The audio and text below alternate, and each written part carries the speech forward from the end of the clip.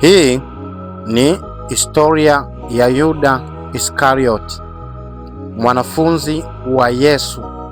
Kama uliwahi kutamani kumjua Yuda Iskarioti vizuri na mambo mengi kumuhusu, basi hii video ni sahihi kabisa, ambapo leo tutajaribu kujibu kila swali gumu lililowahi kuulizwa kuhusiana na Yuda Iskarioti. Alitokea wapi? Baba yake alikuwa ni nani? Na mambo mengine mengi. Ila nikuombe tu, kama bado huja subscribe channel hii, basi usubscribe sasa ili usipitwe na vipindi vingi vyenye kukujenga. Jina langu ninaitwa Mwalimu Vincent Mwakisyala. Karibu tuwe pamoja. Sasa, kabla hatujaanza kuingia kwa undani, ni vizuri kwanza tukaanza kuangalia maana ya jina la Yuda. Hili jina ni moja kati ya majina mazuri sana kuwahi kuandikwa katika Biblia. Neno Yuda lilitokea katika lugha ya Kiebrania na lilisomeka kama Yehuda, likiwa na maana ya kumsifu Mungu. Na mtu wa kwanza kabisa kupewa jina hili la Yuda alikuwa ni mtoto wa 4 wa mzee Israeli au Yakobo, kama inavyoandikwa katika kitabu cha Mwanzo 29 mstari wa 35. Lea, baada ya kumzaa mtoto huyu, alisema, sasa nitamsifu Bwana. Hivyo jina la Yuda maana yake ni kumsifu Bwana. Ili ni jina la sifa. Hivyo kama unaitwa praise, sifa, sifu, basi kwa Kiebrania wewe ungeitwa Yuda. Katika Biblia kulikuwa na Yuda wengi sana, na wengi wao walikuwa ni watu wazuri, wenye Mungu, watafiti na wadadisi, wenye huruma na misimamo mikali linapokuja swala la imani. Pia katika wanafunzi wa Yesu kulikuwa na Yuda wawili. Mmoja ndiye huyu Iskarioti na mwingine anaitwa Yuda Tadayo, ambao naye alikuwa mwanafunzi mwaminifu. Hivyo kwa wale waliokuwa wanaogopa jina hili, na kuhakikishia kuwa jina hili ni jina zuri na halina maana mbaya, na kama ulikuwa unatamani kumpa mtoto, basi leo nakuthibitishia kwamba jina hili ni jina zuri, tena jina katika majina mazuri ya kuwapa watoto, basi na hili jina la Yuda ni mojawapo. Na zaidi sana, mmoja kati ya ndugu wa Bwana wetu Yesu Kristo alikuwa anaitwa Yuda. Huyu alikuwa ni mdogo wa Yesu. Aliandika waraka wa Yuda, kitabu cha pili kutoka mwisho katika vitabu vya Biblia. Hii nilitaka tu kukuonesha kuwa jina la Yuda si baya kama ambavyo wengi hufikiria.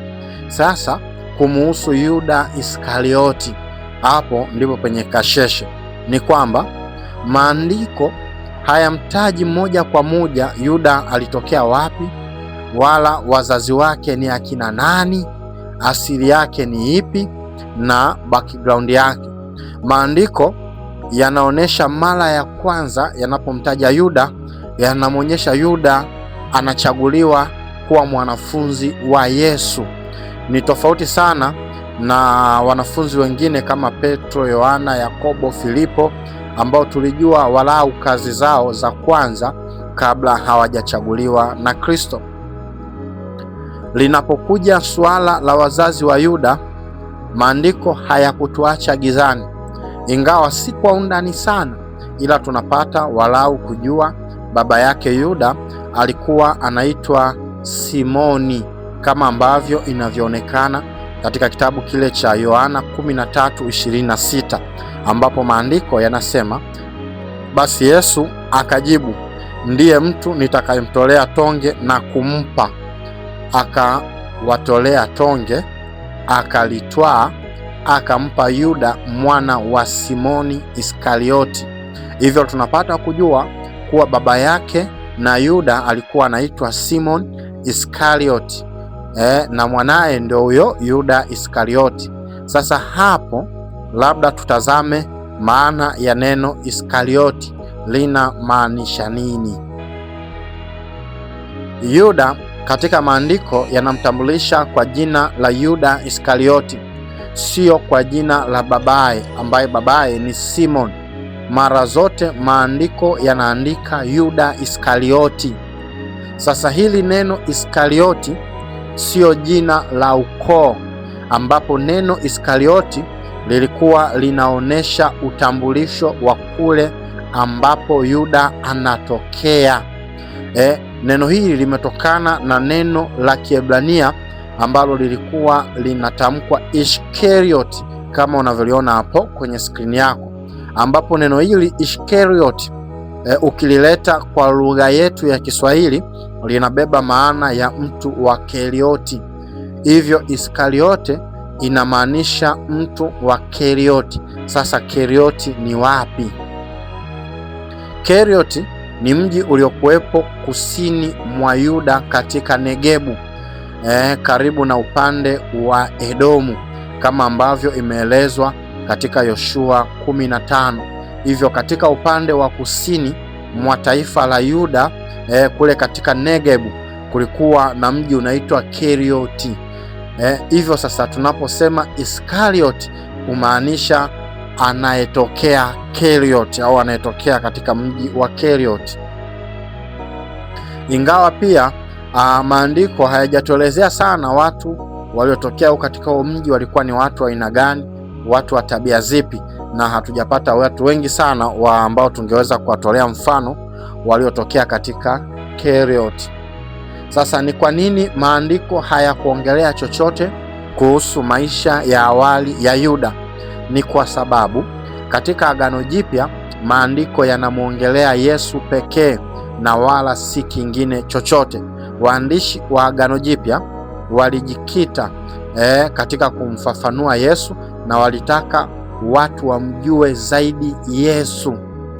Tunaijua kazi ya Petro, Yohana, Mathayo na baadhi ya wanafunzi si kwa sababu wao walikuwa special ndio maana kazi zao za awali ziliandikwa. Hapana, ila ziliandikwa kwa sababu hizo kazi zao zina historia na Yesu. Mfano, Mathayo alikutwa na Yesu akiwa kazini akaambiwa nifuate. Petro, Yohana, Yakobo na wenyewe walikuwa katika mazingira ya kazi, Yesu akawaambia wamfuate. Ndio maana tuna uelewa wa kazi zao, lakini si kwamba walikuwa special ndio maana waliandikwa kazi zao. Hii ndio maana katika maandiko ya Biblia ya Agano Jipya hayatufahamishi vizuri baadhi ya watu ambao wapo ndani ya Agano Jipya. Kwa mfano, Petro alikuwa na mke, lakini maandiko hayamuongelei mke wake, lakini hatujui alikuwa ni nani, lakini hatujui hata kama alikuwa na watoto au la. Mitume hatujui wake zao kama walioa au hawakuoa au walikuwa na watoto au la. Maandiko hayaongei. Ni kwa nini? Kwa sababu maandiko yalitaka watu tumfahamu Yesu zaidi kuliko watu wengine. Sasa kuhusu Yuda, nataka tukayajibu maswali ambayo yamekuwa yakiulizwa sana na watu wengi kumuhusu huyu bwana, na maswali haya mengine yalikuwa yameulizwa miaka mingi, karne nyingi, kwa watafiti wengi wamekuwa wakiauliza mara kwa mara. Kwa katika kipindi hiki tutajitahidi kutumia fursa hii kuyajibu kwa kadri leo atakavyotujalia. Swali mojawapo ambalo limekuwa likiulizwa sana ni kwamba Yuda alitabiriwa tangu zamani za Agano la Kale kuwa atamkana Yesu. Je, alikuwa na uhuru wa kuchagua au ilipaswa itimie kwake kama maandiko yanavyosema? Ukisoma Zaburi 41 mstari wa 9 na Zaburi ya 109, lakini ukisoma Zekaria 11 mstari wa 12 hadi wa 13 yanaonyesha unabii kuwa Yuda atamkana Yesu. Ingawa Yuda hakutajwa kwa jina, ila maandiko hayo yameandikwa karne nyingi kabla hata ya Yuda wala Yesu hawajazaliwa. Mfano ni katika ile andiko la Zekaria, linataja mpaka ujira atakaolipwa. Ukisoma Zekaria 11, 12 na 13, maandiko yanasema hivi: nikawaambia, mkiona vema nipeni ujira wangu, kama sivyo msinipe. Basi wakanipimia vipande 30 vya fedha kuwa ndio ujira wangu. Kisha Bwana akaniambie, mtupie mfinyanzi kima kizuri, hicho nilichotiwa kima kama watu hao. Basi nikavitoa vile vipande 30 vya fedha, nikamtupia huyo mfinyanzi ndani ya nyumba ya Bwana. Sasa hili andiko ni andiko la ajabu sana, lilitimia sawa sawa na lilivyoandikwa. Je, Yuda alikuwa na uhuru wa kuukwepa unabii huu? Angeweza kufanya nini ili aukwepe unabii huu?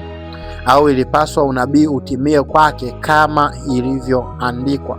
Sasa jibu ni ndio. Yuda alikuwa na uamuzi wa kuepuka hiki kikombe, lakini kwa uhuru wake aliamua kulipitia jambo hili. Ndio maana Petro analifafanua jambo hili katika Matendo 1. Sasa swali lingine, je, Yesu alijua kuwa Yuda atamsaliti wakati ule Yesu anapokuwa anamchagua Yuda, ama alifichwa? Ni kwamba Yesu alikuwa anajua mapema kabisa kuwa Yuda atamsaliti hata kabla ya kumchagua. Sasa swali ni kwamba kama Yesu alijua kuwa Yuda atamsaliti alafu atajiua, kwa nini asingemwepushia hatima hiyo mbaya kwa kutomchagua? Kwa nini Yesu alimchagua Yuda akijua kabisa huyu atanisaliti, ingawa Yuda mwenyewe wakati anachaguliwa hakuwa anajua kama atamsaliti? Ni kwa nini asingemchagua ili kumwepusha na kikombe cha hatima mbaya ya kumsaliti Yesu? Ni kwamba, na ninaomba unisikilize kwa makini Yesu asingemchagua Yuda haimaanishi Yuda angeikwepa hatima ile. Kilichofanywa na Yesu ni kumpa Yuda nafasi ya kuichagua hatima yake yeye mwenyewe. Hata hivyo, wanadamu wote walikuwa na hatima mbaya kabla Yesu hajazaliwa. Hivyo kazi ya Kristo si kuzikwepesha hatima zao, bali kuzibadilisha hatima zile kutoka kuwa hatima mbaya mpaka kwenda kwenye hatima nzuri.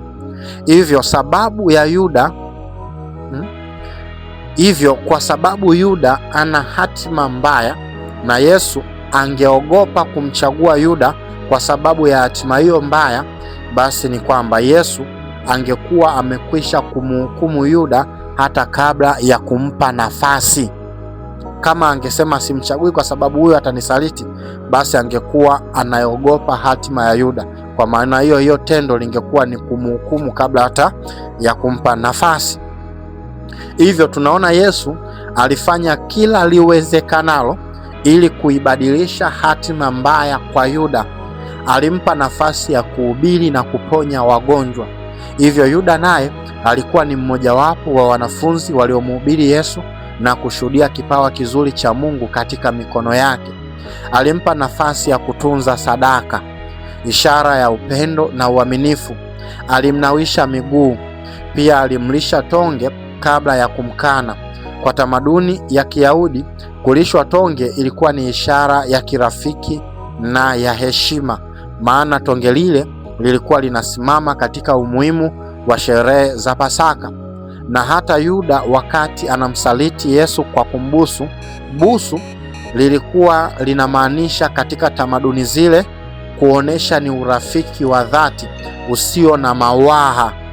Hivyo inaonyesha kuwa Yuda alimuona Yesu ni kama rafiki mpaka mwisho kabisa. Ona jibu la Yesu. Yesu anamwambia Yuda, anamjibu kwa kumuita rafiki. Wakati Yuda anambusu, Yesu anamuita rafiki. Kwa hiyo unaona kabisa bado upendo ulikuwa kati ya wawili hao. ambao walitenganishwa na hatima zao ambazo kila mmoja alizichagua. Kwa kila mmoja kati ya Yesu na Yuda alichagua hatima yake mwenyewe, lakini ilikuwa haionyeshi kwamba Yesu hakumpenda Yuda au Yuda hakuwa anampenda Yesu.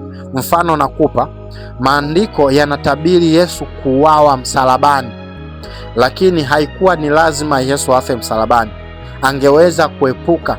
Na Yesu aliwahi kuomba kikombe kimwepuke. Aliamua kuichagua hatima ya mapenzi ya Mungu, na ndio maana hata ule usiku hakuna mtu aliyeweza kumkamata Yesu, maana walipotaka kumkamata walikuwa wanaanguka kama umeme kwa nguvu alizokuwa nazo. Jeshi zima lilikuwa chali na hakuna hata mmoja aliyeweza kunyosha mkono kumkamata walau kumgusa tu Yesu. Na Yesu anamwambia Petro, naweza kuwachakaza watu hawa wote, ila maandiko yatatimiaje? Hivyo Yesu mwenyewe ndiye aliyechagua hatima yake kwa hiari yake mwenyewe. Hivyo hivyo pia Yuda kwa hiari yake mwenyewe aliichagua hatima yake mbaya. Baada ya Yuda kumrudisha makuhani zile fedha, baada ya Yuda kuwarudishia makuhani zile fedha, Yesu alikuwa hajafa bado. Hilo linamaanisha kwamba Yuda angeweza kufanya kile Petro alichofanya, kumfuata Yesu na kulia mbele zake na kuomba rehema, lakini hakufanya hivyo. Badala yake aliamua kujihukumu mwenyewe kwamba dhambi yake haingeweza kusamehewa, akaamua kujinyonga. Biblia haisemi kwamba Yesu angemkataa kama Yuda angerudi kutubu. Kwa kweli tabia ya Yesu katika Injili inaonyesha kwamba aliwapokea hata wale waliokuwa wameanguka vibaya walipokuwa wakitubu. Ndio maana simulizi la Yuda linaonyesha kuwa Biblia haisemi kwamba Mungu alimuumba ili aangamie kwa uchaguzi aliochagua, wala haisemi kwamba Mungu hakujua Yuda atafanya nini. Biblia inashikilia kweli zote mbili, ambapo kweli ya kwanza ya Biblia ni kwamba Mungu alijua mpango wake utatimia, lakini pia kweli ya pili ni kwamba Yuda pia aliwajibika mwenyewe kwa uchaguzi wake aliouchagua. Na hapo ndipo mjadala mkubwa wa theolojia unaoendelea mpaka leo, jinsi ambavyo ujuzi wa Mungu wa milele na uhuru wa mwanadamu vinafanya kazi pamoja. Kuhusu Yuda unaweza kupata somo kuwa mtu anaweza kuwa karibu kabisa na kweli, alafu akashindwa kuiruhusu hiyo kweli ibadilishe moyo wake. Hivyo Yuda alipoona amemkosea Mungu, akaona asingeweza kuvumilia kuishi na ile hukumu moyoni mwake, akaamua kujiua. Moyo wake ulimuuma sana, na kujiua kwake kulionyesha pia kuwa na imani ndogo juu ya neema na msamaha, na pengine alisahau kabisa maneno ya Yesu kwamba atafufuka baada ya siku 3. Aliona kahusika kumuua Masihi ambaye taifa la Israeli lilimsubiri kwa karne nyingi. Simulizi ya Yuda inaonyesha mpango wa Mungu na uhuru wa maamuzi ya mwanadamu.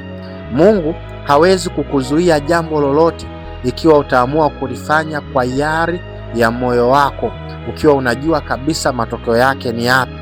Pia Mungu anaweza akakupangia hatima njema na usiifikie, pamoja na kwamba ni mpango wa Mungu. Unaamua nini juu ya hatima yako leo? Mwamini Yesu, yeye ndiye asili. Mwamini Yesu, yeye ndiye asili ya uzima wa wanadamu wote, na hatima zetu ziliandikwa upya kwa damu ya msalaba. Ni vile tu umeamua kuichagua kwa hiari yako mwenyewe hatima mbaya nje ya Kristo. Na kwa maamuzi yako usisingizie Mungu alipanga. Mungu akipanga hakuna wa kupangua, kama ambavyo watu wengi wanasingizia. Maamuzi ya mwanadamu yana nafasi kubwa ya kuamua utimizwaji wa mpango wa Mungu kuhusu hatima binafsi ya mtu. Kaa ndani ya Yesu, anasamehe hata dhambi zisizosameheka.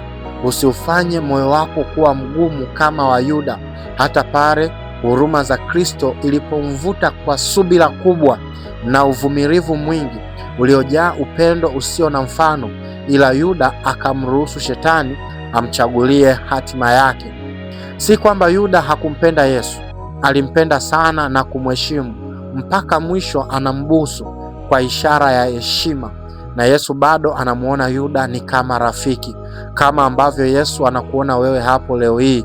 Pamoja na kufanya mambo mabaya yasiyovumilika, bado Yesu anakuona kama rafiki, kama mtu mzuri kwake. Njoo kwa Yesu. Kuna watu waliokuwa wameokoka na sasa wamerudi nyuma na wanashindwa kurudi tena ibadani. Badilisheni njia zenu sasa. Na kuna watu wengine wengi wametengwa makanisani kwa sababu ya matatizo yao, na kuna watu wana dhambi wamefanya na hakuna mtu anaijua, tena ni za aibu sana, wanaogopa hata kushirikisha watu. Namba zangu ni hizo hapo. Karibu sasa tuanze upya katika safari ya kurejea hatima zetu njema. Nitafute ikiwa unataka kuirejesha hatima yako na mahusiano yako binafsi na Mungu. Ni mimi mwalimu wako Vincent Mwakisyala. Kwa maombi, maombezi na ushauri wa kiroho, tumia namba hizi. Usiache kusubscribe channel hii na kushare kwa watu wengine wengi, na Mungu atakubariki. Tukutane katika kipindi kijacho. Barikiwa.